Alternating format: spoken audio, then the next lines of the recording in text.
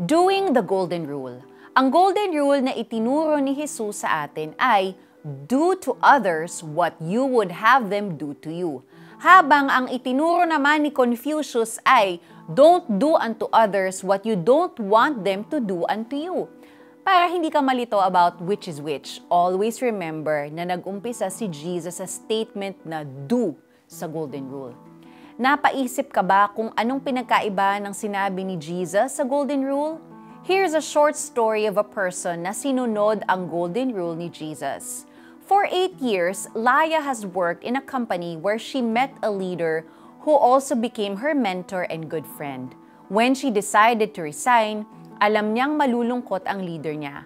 For her, the hardest part of leaving was saying goodbye to her mentor who has helped her to become the person she is today.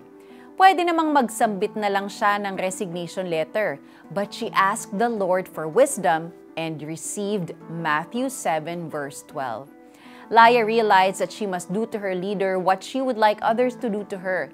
Kapag naging leader na rin siya, dalangin niya na ang mga taong nakasama niya ay magpapakita rin ng kabutihan at pagmamahal sa kanya at sa iba. Before she officially submitted her resignation letter, dumalaw siya sa bahay ng kanyang leader at doon siya nakipag-heart-to-heart talk.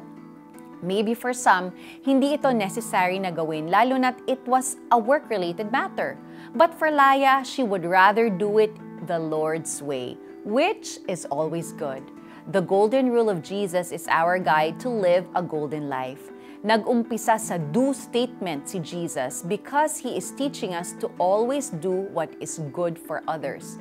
And we can best appreciate this rule if we'll recognize that Jesus always initiates to do what is good for us. Let's pray.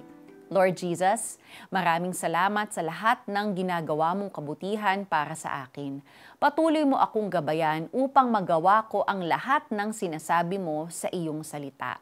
In Jesus' name I pray, Amen. Do a random act of kindness today.